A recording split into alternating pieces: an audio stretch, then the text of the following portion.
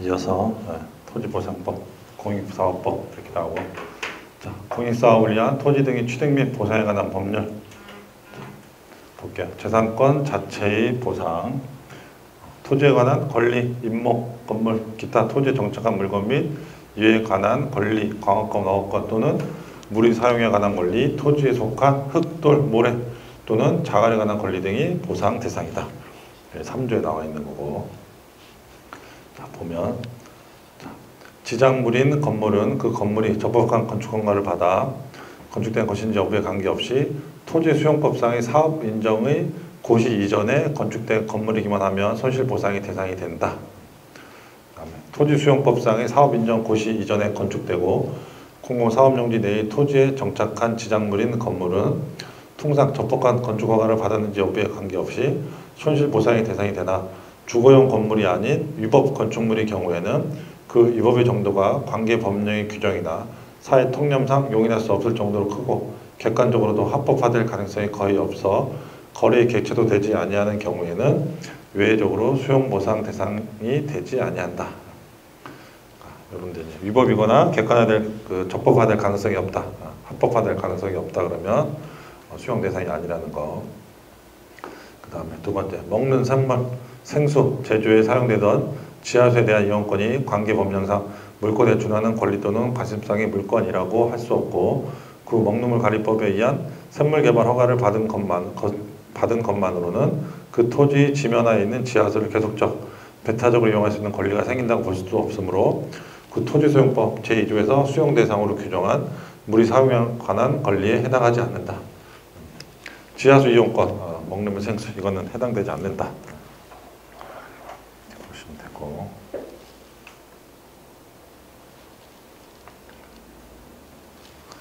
그 다음에 부대적 손실에 대한 보상, 실비 변상적 보상. 그 다음에 일실 손실, 실비는 건물, 공작물, 임목, 분묘 등의 이전비 보상. 일실 손실, 사업을 폐지 또는 휴업하게 되는 경우에 입게 되는 영업 손실, 농업 손실, 휴직 또는 실직하는 근로자 임금 손실에 대한 보상. 일실, 일에 대한 게 없어지면서 나타난 보상. 정신적 손실에 대한 보상. 조상 전례의 토지를 떠나야 한다거나 촌락 군독처의 파괴 등에 따른 정신적 타격같이 공익사업의 시행운이나 정신적 손실은 현행법상 보상대상에 포함되어 있지 않다. 이런 것들은 없다. 현행법상. 나머지 이제 있고. 자, 그다음에 간접 손실보상, 사업손실보상, 제3자 보상. 간접 손실이란 공익사업 시행으로 인해 간접적으로 사업 시행지 밖에 위치한 토지 등의 재산권에 미치는 손실을 말한다. 자, 대부분 이제 생활보상의 성격. 그래서 이직자 보상, 사업장이 폐지 이전됨으로써 휴직 실직하는 근로자의 임금 손실에 대한 보상. 자녀지, 자녀 건축물 보상, 토지나 건축물 일부가 취득 사용됨에 따른 자녀지, 자녀 건축물의 가격 감소 및 통로 등 공사 비용에 대한 보상, 자녀지, 자녀 건축물을 종로의 목적에 사용하는 것이 현저히 곤란할 때 매수 청구에 따른 매수 보상, 이런 이제 보상들이 있다는 법에 이런 보상들이 있는 거예요. 소수 잔존자 보상, 공익사업의 시행으로 인하여 한 개 마을의 주거용 건축물이 대부분 공익사업 시행 지구에 편입됨으로써 자녀 주거용 건축물 거주자의 생활 환경이 현저히 불편하게 되어 이주가 부득이한 경우에 당해 건축물 소유자의 청구에 의한 소유 토지 등에 대한 보상, 대지 분묘, 건축물 등의 보상, 공익사업 시행지구 밖의 대지 건축물 분묘 또는 농지가 공익사업의 시행으로 인하여 산지나 하천 등에 둘러싸여 교통이 두절되거나 경작이 불가능하게 된 경우 공익사업 시행지구 밖에 있는 공작물 등이 공익사업의 시행으로 인하여 그 본래의 기능을 다할 수 없게 되는 경우. 그 다음에 사업손실보상, 공익사업의 시행으로 인하여 당해 공익사업 시행지구 인근에 있는 어업에 피해가 발생한 경우 공익사업의 시행으로 인하여 대우주의 3분의 2 이상이 상실되어 당해 장소에서 영업을 계속할 수 없는 경우, 경작하고 있는 농지의 3분의 2 이상에 해당하는 면적이 공익사업 시행지구에 편입됨으로 인하여 당해 지역에서 영농을 계속할 수 없게 된 경우, 이런 것도 이제 3분의 2 이상 사업손실보상.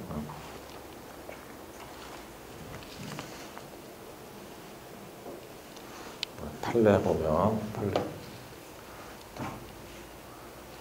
공익사업을 위한 토지 등의 취득 및 보상에 관한 법령 74조 제1항에 규정되어 있는 잔여지 수용 청구권은 손실보상의 일환으로 토지 소유자에게 부여되는 권리로서 그 요건을 구비한 때에는 잔여지를 수용하는 토지수용위원회의 재결이 없더라도 그 청구에 의하여 수용의 효과가 발생하는 형사권적 성질을 가지므로 잔여지 수용 청구를 받아들이지 않은 토지수용위원회의 재결에 대하여 토지소유자가 불복하여 제기한 소송은 위법 85조 제2항에 규정되어 있는 보상금이 중간에 관한 소송에 해당하여 사업 시행자를 피고로 하여야 한다.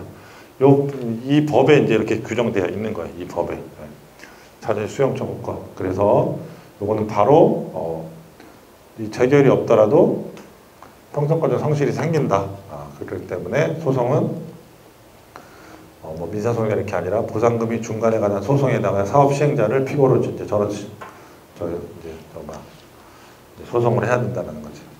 그래서 뒤에 또 보면 잔여지 수용 청구는 사업 시행자와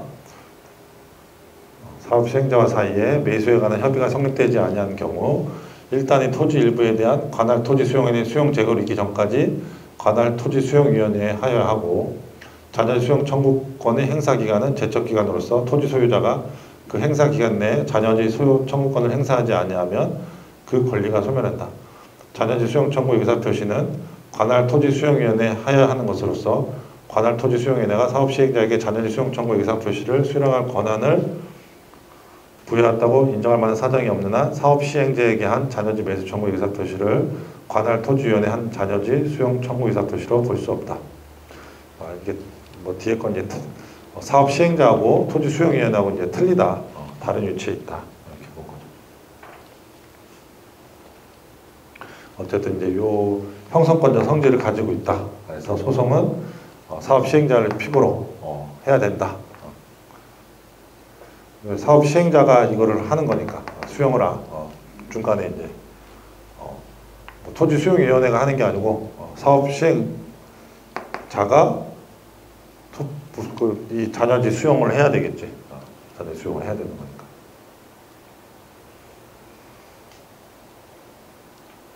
그래서 어쨌든 그래서 사업 시행자에게 한 잔여지 매수 청구 의사 표시를 관할 토지 수용에 한 잔여지 수용 청구 의사 표시로 볼 수 없다.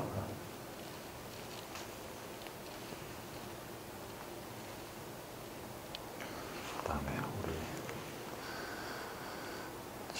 내려가서 이제 5번 판례.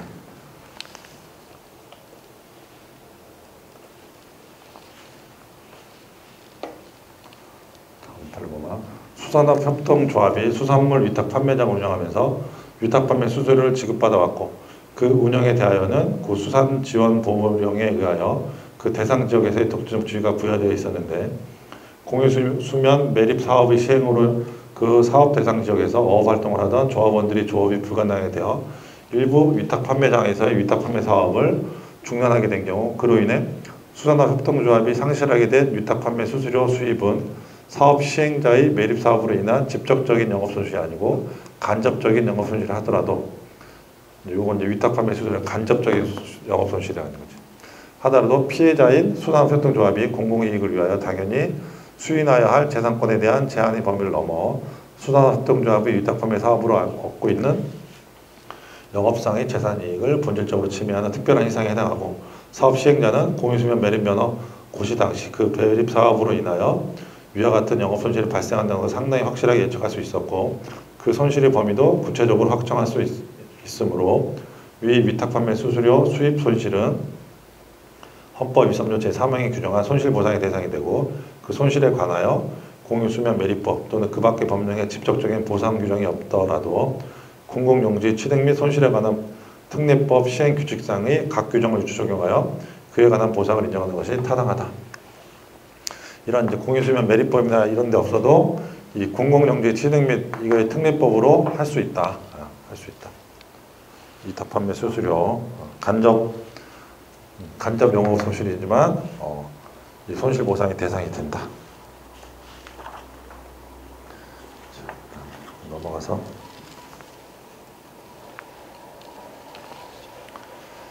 손실 보상의 기준과 방법. 손실 보상의 기준. 헌법상의 보상 기준. 헌법 23조 제3은 보상은 법률로서 하되 정당한 보상을 지급한다고 규정하고 있다.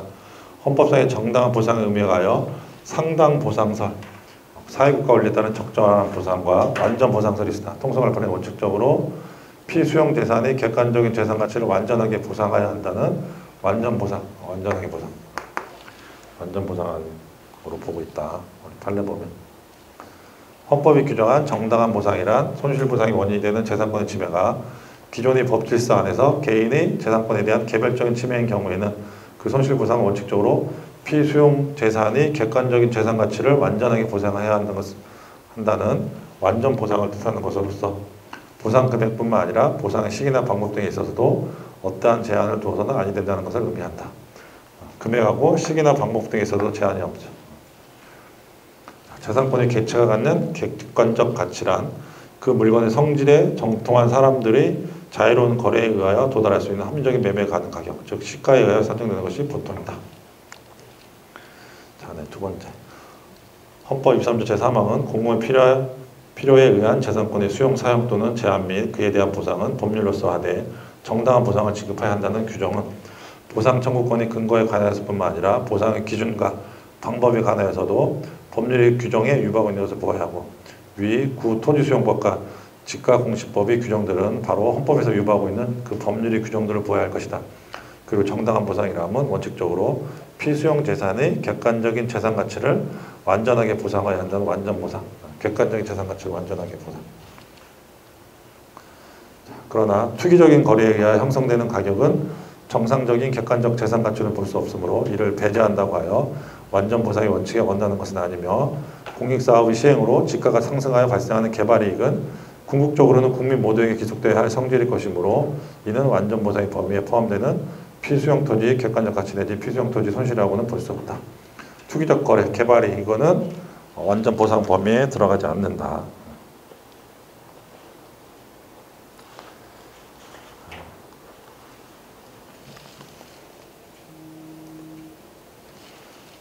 법률상의 보상 기준. 자, 보면 이거는 이제 그 공익사업을 위한 토지 등의 취득 및 보상에 관한 법률에 있는 내용이에요. 자, 보상액 산정의 기준시. 보상액의 산정은 협의에 의한 경우에는 협의 성립 당시 가격을, 재결에 의한 경우에는 수용 또는 사용의 재결 당시 가격을 기준으로 한다. 협의 때는 협의 시, 그다음에 재결은 수용 또는 사용의 재결 당시. 보상액 산정 고려사항. 보상액의 산정에 있어서 당해 공익사업으로 인하여 토지 등의 가격의 변동이 될 때에는 이를 고려하지 아니한다.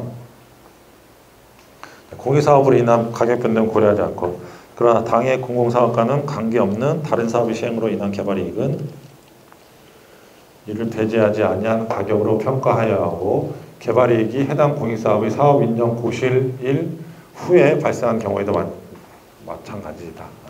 다른 사업인 경우에는 저기 보상액에 산정해야 된다. 자, 그다음 취득하는 토지 공시가를 기준으로 보상. 취득하는 토지에 대하여는 부동산 가격 공시에 관한 법률에 의한 공시지가, 당해 토지에 관한 협의 성립 또는 재결 당시 공시된 공시지가 중 당해 사업 인정 고실에 가장 가까운 시점에 공시된 공시지가를 기준으로 하여 보상하되 그 공시 기준일부터 가격 시점까지 관계 법령에 의한 당해 토지 이용계획, 당해 공익사업으로 인한 지가에 영향을 받지 아니하는 지역의 대통령령이 정하는 지가 변동률, 생산자 물가 상승률, 그 밖에 당해 토지 위치 현상, 형상, 환경, 이용상 등을 참작하여 평가한 적정 가격으로 보상해야 한다. 이렇게 보상 보시면 되고 넘어가서 판례.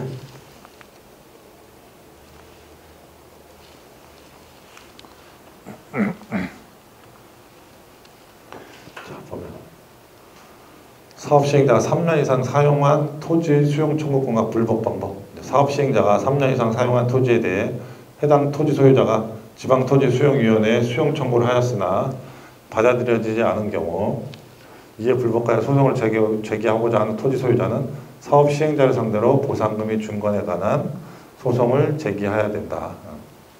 아까도 앞에서도 이제 판례에서도 그렇죠. 사업 시행자 소송, 그러니까 사업 시행자가 피고가 돼야 된다. 소송을 당하는 사람.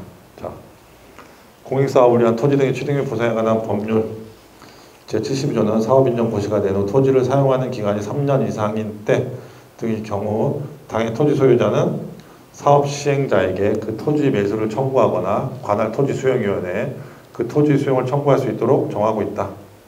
위 규정이 정한 수용 청구권은 토지보상법 제74조 제1항이 정한 잔여지 수요 청구권과 같이 손실보상의 일환으로 토지 소유자에게 부여되는 권리로서 그 청구에 의하여 수용 효과가 생기는 형성권의 성질을 지니므로 토지 소유자의 토지 수용 청구를 받아들이지 아니한 토지수용위원회의 재결에 대하여 토지 소유자가 불복하여 제기한 소송은 토지보상법 제85조 제2항에 규정되어 있는 보상금이 증가함에 관한 소송에 해당하고 그 피고는 토지 수용인이 아니라 사업 시행자로 하여야 한다. 여기도 형성권적 성질, 잔여지 수용 청구와 마찬가지로 3년 이상 사용하면 이제 수용하려는 청구권이 이 법에 의해서 보장이 된다라는 거죠. 형성된다. 자,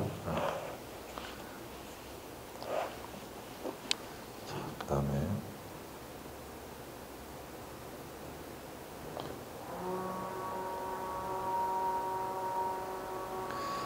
밑에 쭉 반가로 5번 건축물, 임목, 공작물, 기타 토지에 정착한 물건 이전에 필요한 비용으로 보상해야 된다. 다만 건축물 등의 이전이 어렵거나 그 이전으로 인하여 건축물 등을 종래의 목적대로 사용할 수 없게 된 경우 또는 건축물 등의 이전비가 그 물건의 가격을 넘는 경우 사업 시행자가 공익사업의 직접 사용을 목적으로 취득하는 경우에 당해 물건의 가격으로 보상해야 된다. 법에 있는 내용이에요. 저런 거 할 때 이제 어떻게 보상할 거냐 그냥 가볍게 읽고 넘어가야 돼요. 농작물에 대한 손실, 그 종류와 성장의 정동 등을 종합적으로 참작하여 보상. 농작물은 다 성장까지 참작해서 그 다음에 토지에 속한 흙, 돌, 모래 또는 자갈 당의 토지와 별도로 취득 또는 사용의 대상이 되는 경우 거래 가격 등을 참작하여 평가한 적정 가격을 보상해야 된다. 이런 것도 다 이제 보상에 들어가는 거죠. 흙, 돌, 모래, 자갈 이런 다 땅 파고 뭐 해서 이제 팔고 하거든요. 분묘, 묘 말하는 거. 이장에 소용되는 비용 등을 산정하여 보상해야 된다.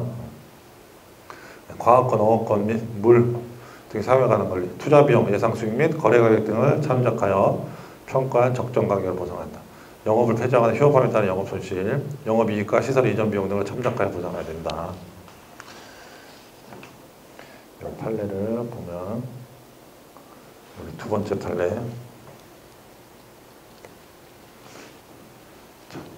첫 번째 판례에서 같이 보자. 첫 번째 판례. 영업 손실에 관한 보상의 경우 영업이 폐지로 볼 것인지 아니면 영업이 휴업으로 볼 것인지를 구별하는 기준은 당해 영업을 그 영업소 소재지나 인접 시군 또는 구 지역 안의 다른 장소로 이전하는 것이 가능한지 여부에 달려 있고 이러한 이전 가능성 여부는 법령상의 이전, 장애 사유, 유무와 당해 영업의 종류와 특성, 영업시설의 규모, 인접 지역의 현황과 특성, 그 이전을 위하여 당사자가 들인 노력 등과 인근 주민들이 이전 받는 등과 같은 사실상의 이전, 장애 사유, 유무 등을 종합하여 판단된다. 자, 그다음에 두 번째, 영업상의 손실이란 수용의 대상이 된 토지 건물 등을 이용하여 영업을 하다가 그 토지 건물 등이 수용됨으로 인하여 영업을 할 수 없거나 제한을 받게 됨으로 인하여 생기는 직접적인 손실을 말하는 것이므로 수용 재결 이전의 사업 인정 고시 등 절차의 진행으로 입은 영업상의 손실은 그 보상의 대상이 되지 않고 수용 재결 이전의 사업 인정 고시 재결 이전에 이제 고시를 보고했을 거예요. 그거는 보상의 대상이 되지 않고 영업을 하기 위해 투자한 비용이나 그 영업을 통하여 얻을 것으로 기대되는 이익도 손실 보상의 대상이 아니야. 투자한 비용이나 이익도. 그다음에 세 번째. 그다음 체육시설업의 영업주체가 영업시설의 양도나 임대 등에 의하여 변경되었음에도 그에 관한 신고를 하지 않은 채 영업을 하던 중에 공익사업으로 영업을 폐지 또는 휴업하게 된 경우라 하더라도 그 임차인 등의 영업을 부상 대상에서 제외되는 유법한 영업이라 할 것은 아니며 그로 인한 영업 손실에 대해서는 법령에 따른 정당한 보상이 이루어져야 된다. 신고는 하지 않았지만 양도나 임대로 계속해서 하고 있었던 거지. 그럴 때는 손실에 따른 영업 손실에 따른 정당한 보상을 해야 된다. 그 다음에 공익사업법 시행규칙 제45조 제1호는 사업 인정 고시일 등 전부터 일정한 장소에서 일정 물적 시설을 갖추고 계속적으로 영리를 목적으로 행하고 있는 영업을 영업 손실 보상의 대상으로 규정하고 있는데 여기에는 매년 일정한 계절이나 일정한 기간 동안에만 일정 물적 시설 자초 영리 목적으로 영업을 하는 경우도 포함된다. 뭐 겨울에만 하든가 여름에만 하든가 이런 것도 포함이다 이거죠.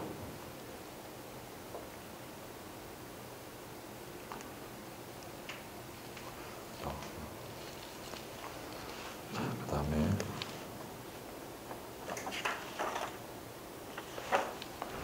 손실보상 방법. 원칙은 사업 시행자가 보상하되 현금 보상이 이것도요. 현금 보상 원칙. 현금 보상. 보상액이 지급 방법 선불, 일시불, 그 다음에 뭐 개별불.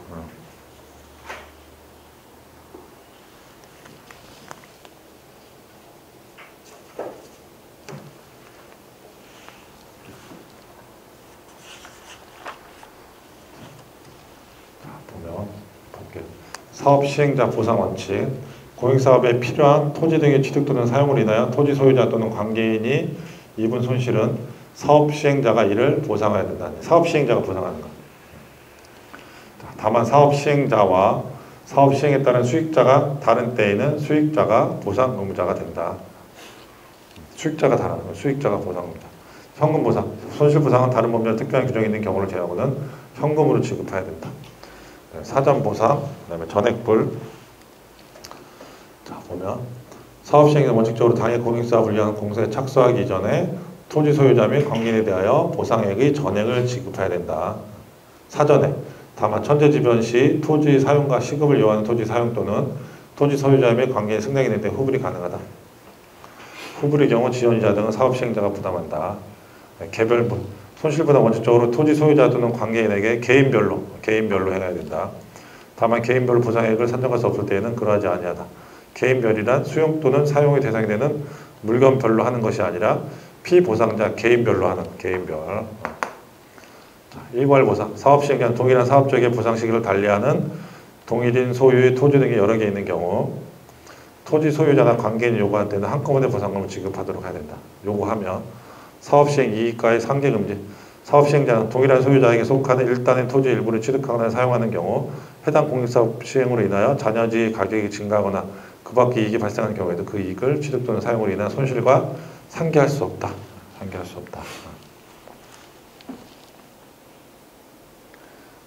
저런 원칙들만 좀 알아보시면 돼요. 그 다음에 우리 밑에서 예외 한번. 채권보상. 사업 시행자가 국가, 지방단체, 그 밖의 대통령으로 정하는 공공기관 및 공공단체인 경우로서 토지 소유자 또는 관계인이 원하는 경우와 대통령이 정하는 부재 부동산 소유자의 토지에 대한 보상금이 1억을 초과하는 경우에 그 초과하는 금액에 대한 보상은 당해 사업 시행자 발생한 채권으로 지급할 수 있다. 이건 채권 보상이 있다. 첫 번째만 읽으면 되고. 저런 것까지 안 나오니까 복습할 때 안 보셔도 돼요. 예외. 이 원칙만 봐. 원칙. 손실보상 원칙. 그 다음에 현물보상. 설정한 시설물이나 다른 토지를 제공하는 보상 방법 현물로. 그렇죠? 현물보상은 법률에 특별한 규정이 있는 경우에만 허용된다. 도시개발보상의 환지, 도시 및 주거환경 정비 보상의 대지나 건축시설의 분양 이런 것들. 매수보상. 물건의 사용 기타 이용 제한으로 인하여 종래의 목적도 이용이 곤란한 경우에 상대방에게 매수 청구권을 인정하고 그에 따라 물건을 매수함으로써 실질적으로 보상이 해지는 것으로 현금 보상이 변형된 형태로 볼 수 있다. 그런 게 있다.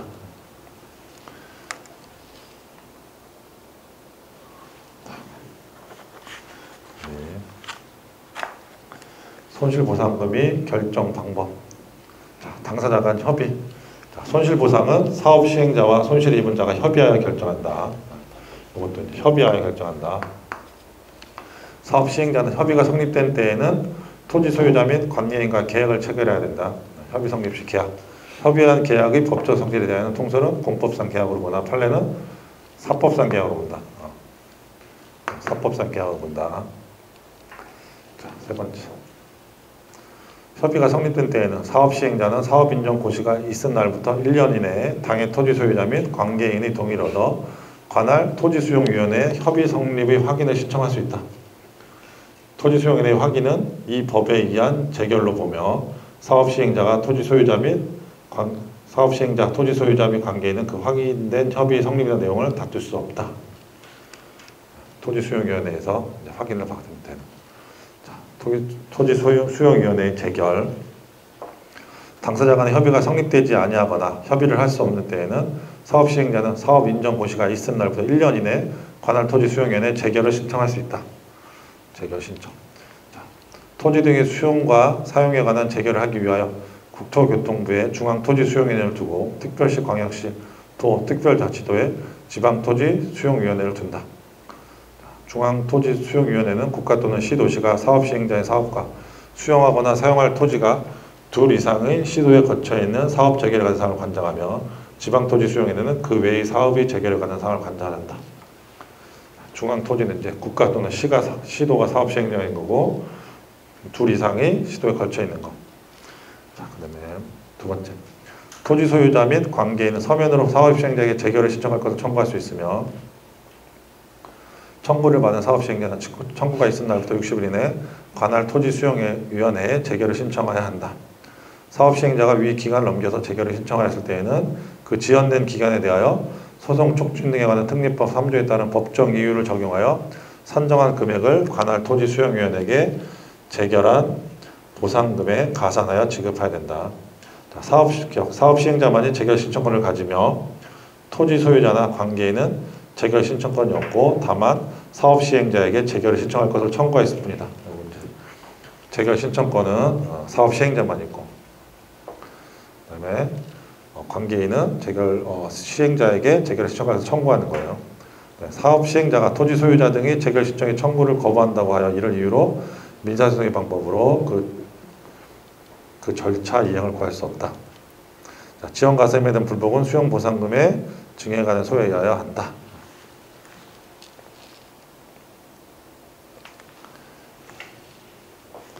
그 다음에 3. 이어서 토지수용위원회는 재결 신청서를 접수한 때는 집체 시일을 공고하고 14일 이상 관계서류 4번을 일반인이 열람할 수 있도록 한 후 열람기한이 경과한 때에는 지체 없이 당해 신청에 대한 조사 및 심리를 하여 심리를 개시한 날부터 14일 이내 보상의 수용의 개시 등에 대한 재결을 해야 된다. 그 다음에 4. 토지수용위원회 재결이 있으면 사업시행자는 재결서에 기재된 수용 또는 사용의 개시일까지 보상금을 지급 또는 공탁해야 된다. 수용 또는 사용의 개시일까지 보상금을 지급 또는 공탁하지 않을 때에는 재결은 그 효력을 상실한다. 5. 사업시행자는 수용의 개시일에 토지나 물건의 소유권을 취득하며 그 토지나 물건에 관한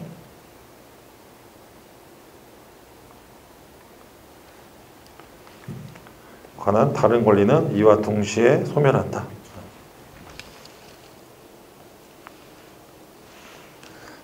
토지 소유자 등은 수용 또는 사용의 개시일까지 당해 토지나 물건을 사업시행자에게 인도하거나 이전해야 된다.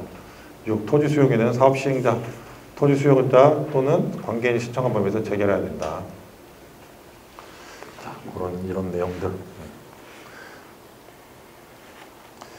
하여튼 여기 있다 정도만 복습할 때 안 보셔도 돼요.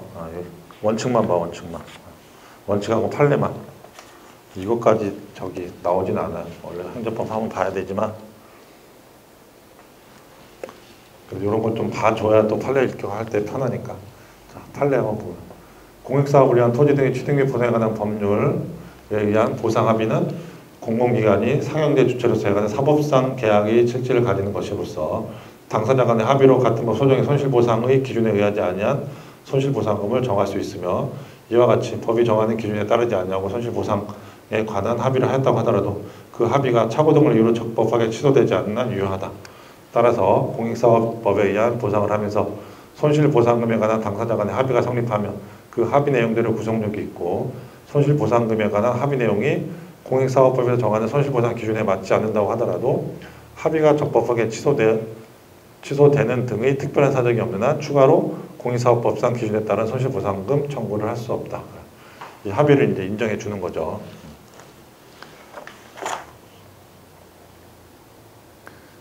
그다음에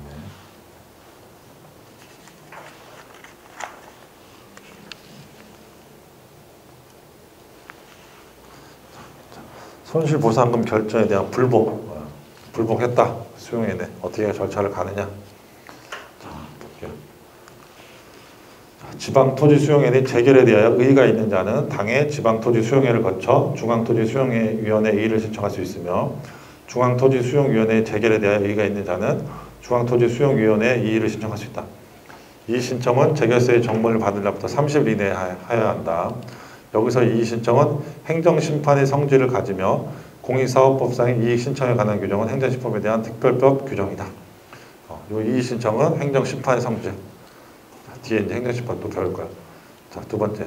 이익신청을 받은 중앙토지수용위원회는 원재결이 위법 또는 부당하다고 인정되는 데에는 그 재결이 전부 또는 일부를 취소하거나 보상액을 변경할 수 있다. 이 신청했는데 보니까 이제 위법이나 부당해. 그러면 재결의 전부 또는 일부를 취소하거나 보상액을 변경할 수 있겠죠. 자, 그 다음에 행정소송. 사업 시행자 또는 토지 소유자 관계에는 토지 수용인의 재결에 대하여 불복이 있는 때에는 재결서를 받은 날부터 60일 이내에 이의 신청을 거칠 때에는 이의 신청에 대한 재결서를 받은 날부터 30일 이내에 각각 행정소송을 제기할 수 있다. 요 이제 행정심판으로 갈 수 있으니까 이건 심판을 대신하는 거니까 그죠? 여기 중앙토지위원회, 토지수용위원회 여기도 갈 수도 있고 행정소송으로 갈 수도 있는 거야. 대신에 그 수용위원회 불복에 대해서 60일 이내에 행정소송으로 가야 되고 그 다음에 이의 신청을 거쳤을 때는 30일 이내에 행정소송으로 가야 되는 거야. 이 절차적 요건들. 자, 수용재결에 대한 불복은 항고소송으로 보상액 재결에 대한 불복은 당사자 소송에 얘기한다. 자, 이제 이 수용 재결에 대한 불복은 항고소송, 취소소송, 이거 그 다음에 보상액, 금액의 거는 당사자 소송으로 이렇게. 자, 그 다음에 수용 재결에 대한 항고소송. 자, 보면. 이의 신청을 거쳐 취소소송을 제기하는 경우에 원칙적으로 원처분주의에 따라 수용 재결을 한 토지 수용인을 피고로 이의 재결이 아닌 수용 재결의 취소를 구해야 하고 다만 이의 신청에 대한 재결 자체에 고유한 위법이 있음을 이유로 하는 경우에는 그 이의 재결을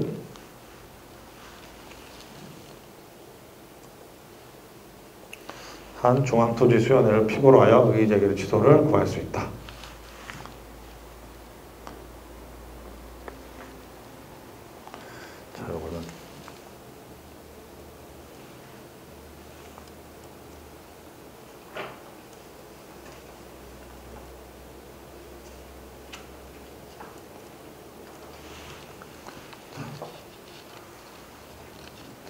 요 이제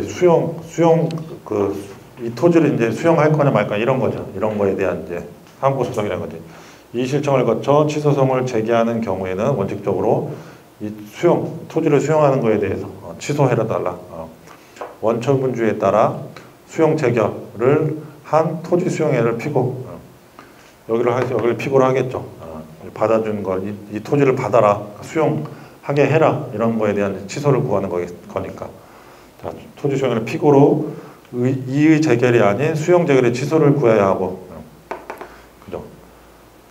이의 재결, 이의를 제기하는 게 아니라 그냥 원 재결, 수용한 결정에 대해서 아예 이제 취소를 구한다는 거죠. 그다음에 다만 이 신청에 대한 재결 자체에 고유한 위법이 있음. 그러니까 이 신청을 거쳐서 하는 경우에 얘기하는 거야. 이 신청에 대한 재결 자체에 위법이 있음을 아는 경우에는 그 이 재결을 한 중앙토지수용을 피고로 하여 이 재결의 취소를 구할 수 있다.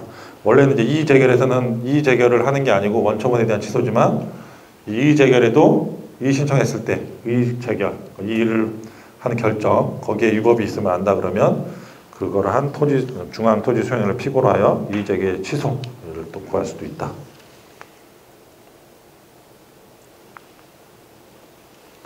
그다음에 보상금 증감에 관한 행정소송. 당해 소송을 제기하는 자가 토지 소유자 또는 관계인인 때에는 사업 시행자인 때에는 토지 소유자 또는 관계인을 각각 당사자로 한다.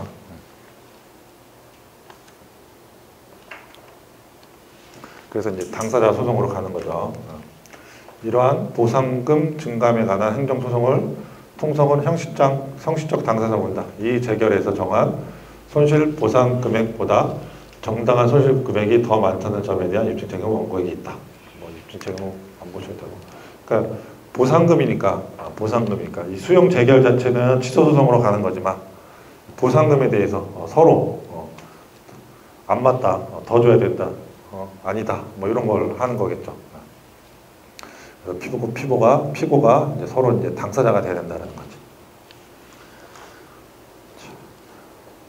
그다음에 4번 보면 80조 제1항에 따른 기간 이내에 소송이 제기되지 아니하거나 그 밖의 사유로 이의 신청에 대한 재결이 확정된 때에는 민사소송법상의 확정 판결이 있는 것으로 보며 재결서 정보는 집행력 있는 판결의 정보와 동일한 효력을 가진다. 판결하고 같이 보는 거야. 그다음에 제83조에 따른 이의 신청이나 85조에 따른 행정소송의 제기는 사업의 진행 및 토지 수용 또는 사용을 정지시키지 아니한다. 이 제기했다고 해서 정지되는 게 아니라 따로 이제 사업은 사업대로 간다 이거죠.